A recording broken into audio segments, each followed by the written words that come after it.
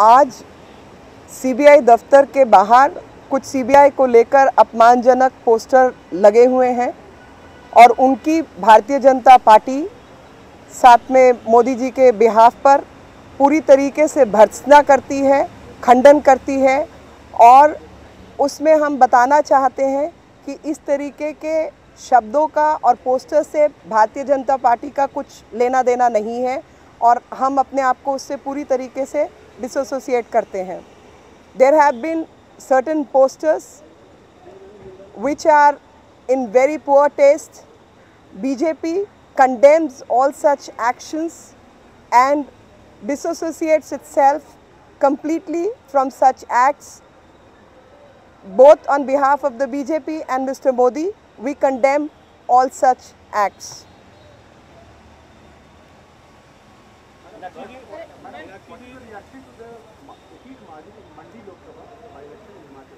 We need to rework our strategies. Meenakshi, what about the fact that Ishrat Jahan case, the charge sheet is likely to be filed in the next 24 hours or 48 hours maximum? Now we're also hearing that PP Pandey's plea has been dismissed and he will also probably be named in the charge sheet. Do you feel that CBI and as well as the government is concerned, as you always claim that there is a misuse of CBI from the government and somewhere or the other target is always Narendra Modi? Absolutely, this has been our line because this is all a political conspiracy to tarnish the image of a person to whom a lot of people are hoping a change in the governance system, the manner in which government in this country has been functioning, and under such conspiracy only these acts are initiated. It's a political conspiracy for the simple reason this particular encounter happened in 2004, we are in 2013 and 2011 onwards the government has chosen to disassociate and change and alter its own affidavit.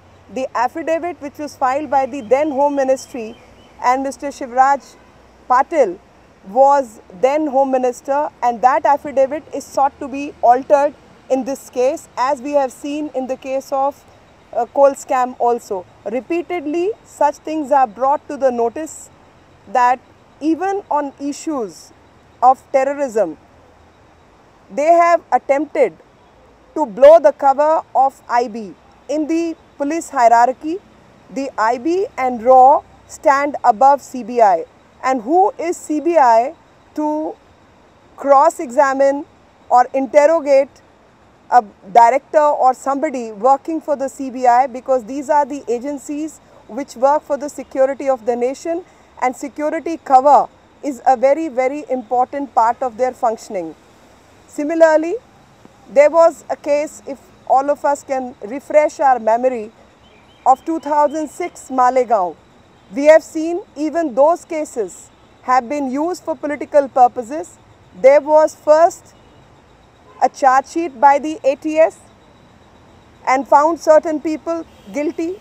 Similarly, another charge sheet was filed which was filed by the CBI in those cases, and thereafter a third charge sheet was sought to be filed by the NIA, and which was completely different to what was filed by both the ATS and the CBI. Is NIA going to file case or charge sheet against those officers also from the CBI? That is my question. And repeatedly we have seen that these bodies are misused. There are cases of human right violation against the NIA chief, then chief, and those cases were filed in the NHRC, and this gentleman has been given the assignment of the member of the NHRC itself. This is another example by which we can say that the central agencies are misused for political purposes. The manner in which NIA chief was given a post-retirement benefit under the scheme is only thus an example, and NIA has absolutely no foot soldiers, no wherewithal as to how NIA investigation was better than even the CBI and the ATS investigation. Ma'am, Chidambaram ने मोदी पर ये आरोप लगाया है कि अलगाववादी राजनीति BJP कर रही है और मोदी पे खास तौर पर आर्टिकल 370 पर भी उन्होंने ये जो चिदम्बरम जी हैं या तमाम नेता हैं कांग्रेस के, मोदी फोबिया से ग्रसित हैं। इनका साइको एनालिसिस होने की आवश्यकता है और जांचने की आवश्यकता है किन किन कारणों से lack of governance, lack of administration जो इन्होंने देश को लगातार दिया है, शायद उसी के रहते जो जनता ने आज देखना और परखना शुरू कर दिया है, इस तरीके की भाषा और शैली का इस्तेमाल करते हैं। लेकिन जनता अब उसको भी भली भांति समझती है। ये विषय मैल गवर्नेंस का है, ये विषय देश की एकाग्रता का है, ये देश को सही दिशा में ले जाने का विषय है। और जो इस तरीके के पर्सनल अटैक करते हैं किसी शख्सियत पर, कोई भी नेता हो, उससे साफ जाहिर होता है कि देश में आज जब भ्रष्टाचार की बात आती है तो शतक के हिसाब से ये शतक पे शतक लगाने वाली कांग्रेस पार्टी है और अभी भी इनके रन रेट ख़त्म नहीं हुए हैं। मीनाक्षी जी, 4 जुलाई को जो बीजेपी पार्लियामेंट्री ग्रुप की बैठक होने वाली है, उसके बाद जो जनरल सेक्रेटरी की मीटिंग है उसका एजेंडा क्या है? वो जो होगा आपको उसमें एक अलग प्रेस कॉन्फ्रेंस के माध्यम से बताया जाएगा। Meenakshi, Nitish has now just about some time ago has said that BJP is now becoming desperate. They want to be news all the time. I'm not any Rambo, obviously hinting at Narendra Modi that I'll go to Uttarakhand to rescue Biharis from there. Again, we go back to the question of lack of governance, lack of initiative. People who have failed, who do not have the initiative, who have failed in several administrative areas, can go back to the usage of such derogatory words as Rambos, etc. My response to that is, I think it's 1,000 times better to be a Rambo than a Dumbo or a Scambo.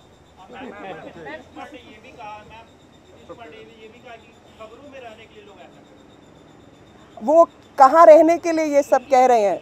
जब ये विषय आया और उत्तराखंड में अगर बिहार के कुछ लोग फंसे थे, तो मैं केवल और केवल ये जानना चाहूँगी उस बचाव कार्य में जहाँ पर प्रशासनिक फेलियर हुई उत्तराखंड सरकार की, केंद्र सरकार की, उसके विषय में अगर कोई बयान किसी एक राज्य से नहीं आया तो वो उस राज्य की जनता को समझना है कि उनका नेता कैसा हो।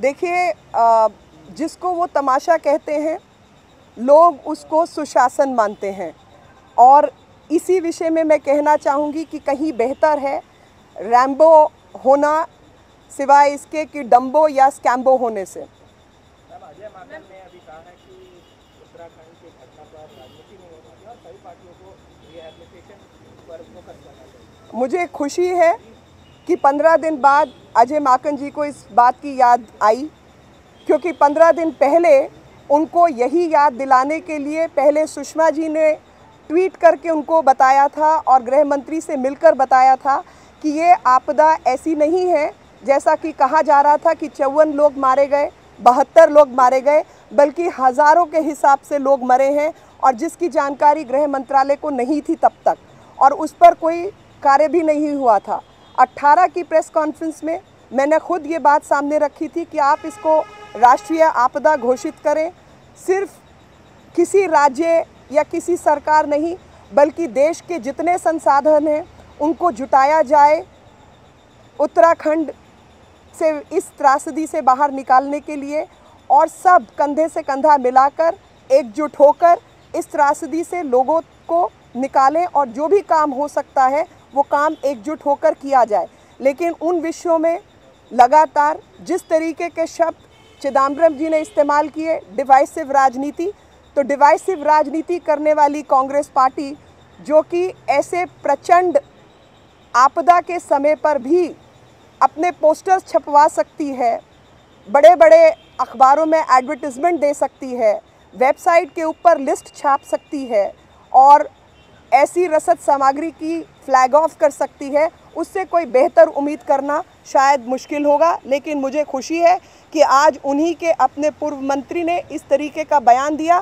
देखना ये है कि क्या ये वही लोग हैं जिन्होंने वहाँ पर बाबा रामदेव जैसे लोग जो कि शिविर के माध्यम से लोगों तक सामग्री पहुंचा रहे थे, लोगों की मदद कर रहे थे, तो ये वही यूनिफाइंग फोर्स हैं इस देश के जिन्होंने ऐसे शिविरों को बंद करवाया था, जिन्होंने भारतीय जनता पार्टी, सिर्फ भारतीय जनता पार्टी नहीं बल्कि तमाम ऐसे मुख्यमंत्री जो वहाँ पर मदद करना चाहते थे, जो कि अन्य दलों के लोग थे, उनको वहाँ पहुँचने से रोका था। ये कहकर रोका था कि अभी रेस्क्यू ऑपरेशन चल रही है।